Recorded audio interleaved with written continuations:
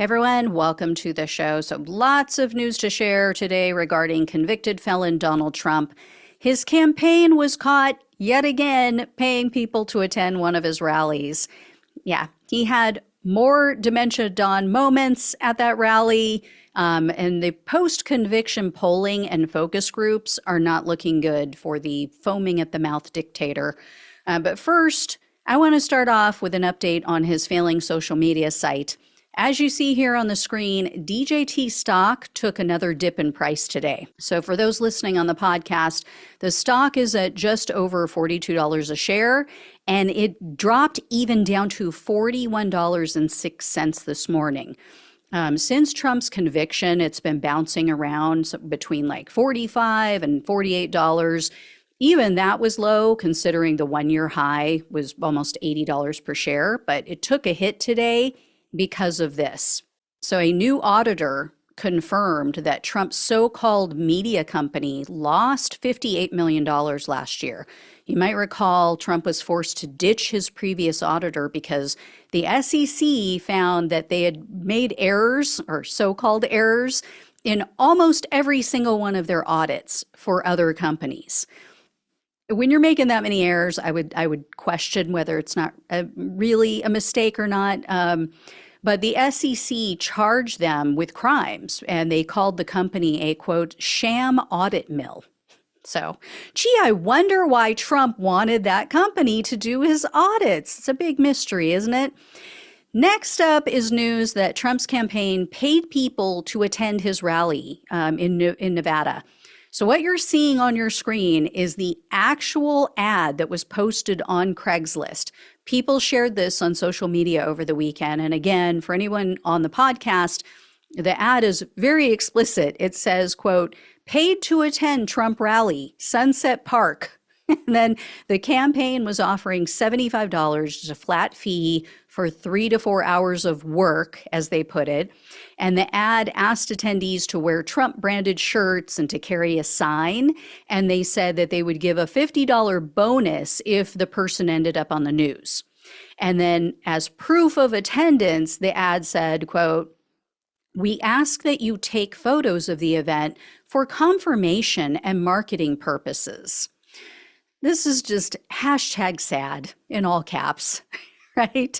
I mean, you just know after that embarrassing showing in New York, you know, where Trump did that Bronx rally, it was so clear they had like a couple thousand people show up if you look at the photos, and then they lied about the attendance as they always do.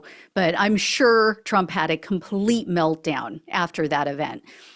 Speaking of Trump's Nevada rally, he finally told his supporters the truth for once. Check this out. You feel the breeze? Because I don't want anybody going on me. We need every voter. I don't care about you. I just want your vote. I don't care. So Trump claimed that he was just joking about this. And as you heard there, his supporters are laughing it off. But we all know the truth. We know that was not a joke. That was not in any way a joke. He does not give a damn about his supporters outside of what they can do for him, which is mainly vote so that he can stay out of prison. So anyway, that was not the only memorable moment from Trump's rally. He continues to have these brain glitches where he simply just can't form a word. So check this one out. And no third, I'll tell you what. I just love how he tries to cover up those glitches with an immediate pivot. Right? And I ought to tell you, he's like, look over here. He's so obviously trying to distract the crowd from his screw up. He's like, oh, look, a squirrel, right? And his supporters just go along with it. They're all like, oh, yeah, wow. Would you look at that cute little thing? Look at that cute little fella climbing up the tree. The good news is, and you guys are going to argue with me on this, but there are some smarter Trump voters out there. I do know this for a fact. I know some of them, but some of them are done with him. Some of the smarter ones have figured it out. They are done with his shtick. So the Bulwark publisher, Sarah Longwell, she does focus groups on a weekly basis. She posts them every Saturday. She talks to voters about the upcoming election, also various other topics. As you guys all know, if you've been watching the show for a while, I love focus groups. I find them fascinating. They are far more instructive than polls because you can get feedback. You can dig into participants' answers, which is so much more helpful than polls. You ask basic questions in polls like, does democracy matter to you? That could mean anything to different people on different sides of the political aisle. And yes, I know I always have to give this caveat. They are made up of very small groups of people, but I think they are far more effective if they're conducted by a legitimate company. They don't cherry pick the participants. That would be a legitimate company. And, you can ask probing questions. They get to hear from other people in the group. They get to hear from people who are like-minded, if they're picking certain groups based on a certain demographic or based on their voting history and what have you, or their mindset. So they get to hear feedback from people who, like them, may have voted for Trump, and then can enlighten them on some things that they're not going to trust coming from a lib, on the left. So this past week, Longwell shared feedback from 2 different focus groups that she conducted, or her company conducted. These were done after Trump's conviction. So this is really interesting. I will leave a link to her YouTube channel and her podcast in the description box on YouTube and on my own podcast. So if you'd like to see the full videos, if you want to subscribe, check them out every Saturday. So here's the deal. The first group was made up of 2-time Trump voters. There were 9 people in this group, and here's what some of them had to say. So I can't vote for him. I made my mind up quite a while ago that I wouldn't vote for him. I just said, I can't bring myself to do it. So there's no change in my desire to vote for Mr. Trump because my resolve to not vote for him, that needle's not moving, Megan. I am not voting for him. I don't care what happens. I don't care what you say. I'm not voting for the man, period. End of discussion. Nothing's moving the needle for me. Trump is unfit for office. So now that he is a convicted felon, he is completely unfit. This is not appropriate. Knock it off, Republicans. Find somebody else. There's no ownership whatsoever. It's always someone else's fault. So according to Longwell, 5 out of the 9 said that they plan to vote for Biden in November. The other 4 said they're voting for Robert F. Kennedy Jr.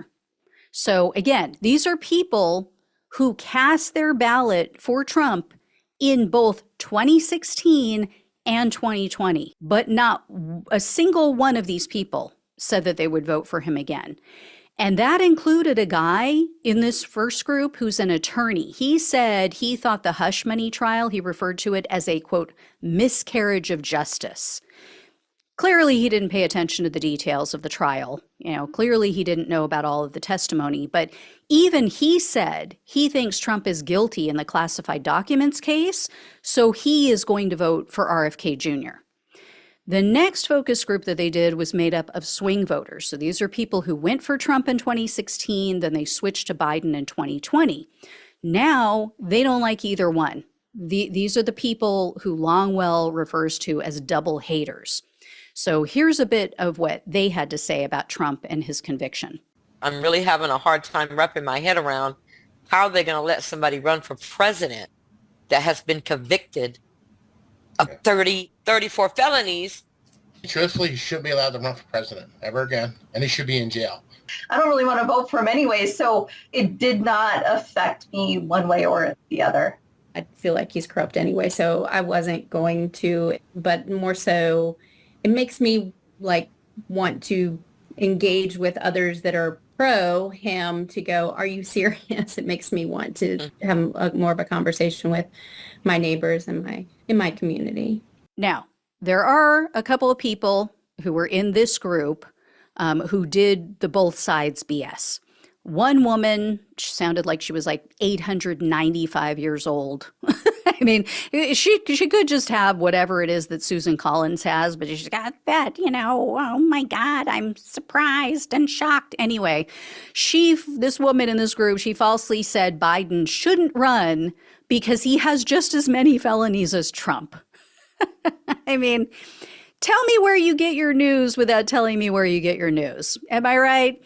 But again, even these both sides people are not planning to vote for Trump. At least that's what they said in the focus group. Now, whether or not, they were embarrassed to say they're still voting for him, they still do, who knows? But, they say they're voting for a third party candidate, most likely RFK Jr.